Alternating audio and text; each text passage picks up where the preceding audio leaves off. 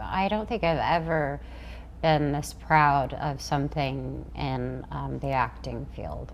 Really? Yes. Why do you say that? Because this story is original, but it's also a story that a lot of people walk through.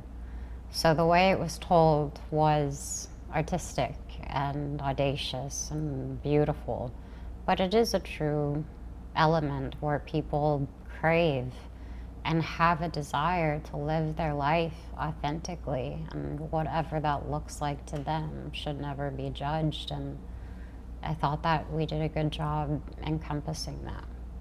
There are such powerful, important messages in this film, and yet at the same time, there's a lightness to it because of the music and the dancing. Mm-hmm.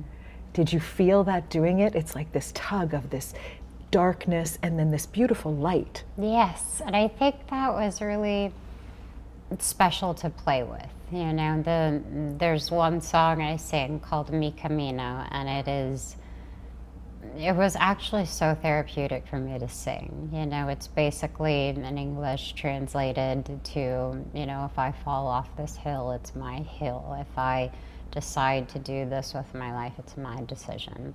And embracing womanhood, if you will. And I really appreciated that.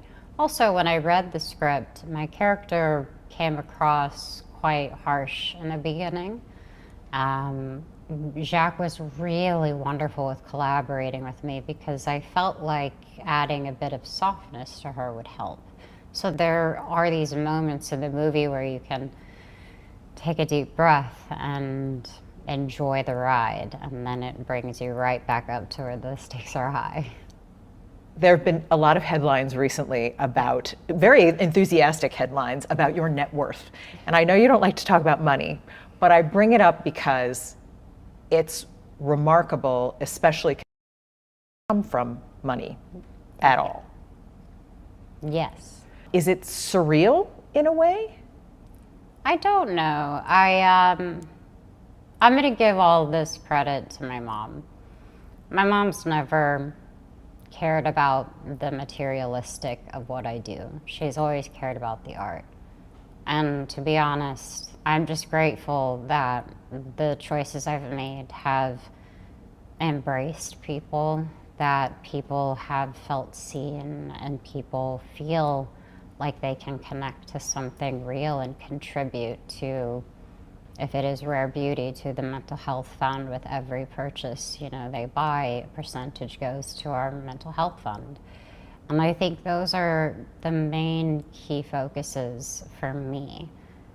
I don't care about anything else. I hope if there's anything anyone can take away is that don't let anyone tell you you can't do something, because that's not how it works. You want a little rejection in order to feel the urge to get to that place where you can say, I can do this. And if anything, that would be a message I would love for people to take away from, because that's all I did.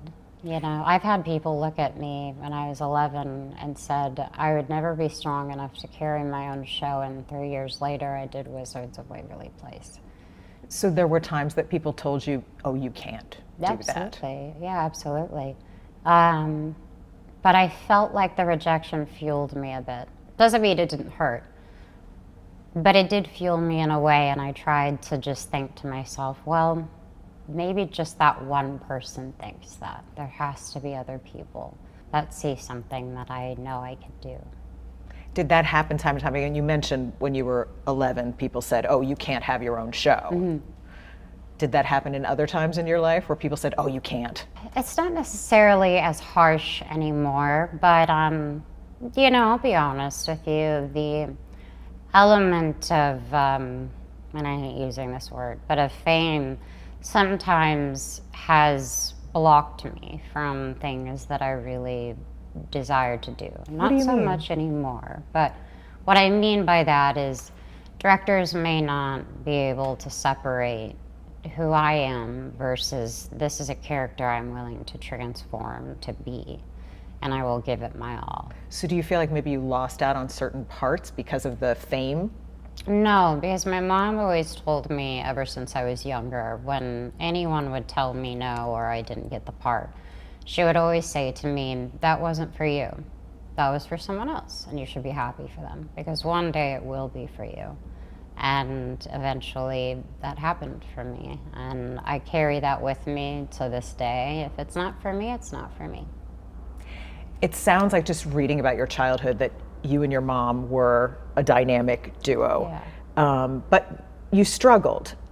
Do you remember the times when it was tough to make ends meet, to put food on the table? Of course, of course. My mom worked multiple jobs.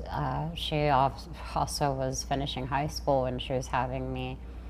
There was a lot of different elements that came into our life that were complicated, but I don't think either one of us would go back and change a thing. I think the moments that have happened will stay with me forever. But when I'm doing something great today, it just makes me more thankful for the lessons that my mother taught me. And it's kept me sane through this insane industry. What's kept you sane? The truth, which is I'm not bigger, I'm not better, I'm not smaller than anyone. We are all people. We all feel, we all understand what grief, loss, pain may feel like, and nothing can separate us from the mutual understanding of human life, of how life can just take you in a million different directions. And if anything, she's instilled hope in me. Hope. Yes. You've talked about how there were times that you guys were going through the couch cushions looking for quarters. Yes. Well, it only happened 3 times. Sorry, Mom, to blast you, but just one story brief. We were on the highway and we ran out of gas, so we pulled over. And I remember being, I'm sure I was maybe 5, and we were looking for, just some change that we could make for gas. And here's the thing, my mom never made me feel like it was a bad thing. My mom made me feel like we had the world, and we were very lucky to do that. And sometimes it looked differently than maybe people I grew up around, having a bit more of a privileged, or just a different life than me, I should say. And those moments I look back at not with pain, but with proudness, knowing me and my mom definitely went through it, but we're really grateful for where we are. It sounds like she almost made it seem like it was an adventure rather than, oh, we should worry about this. Is that true? It's actually true. My mom always thought life was bigger than where we grew up. We tried to explore different places, and she was very open to life in general. And she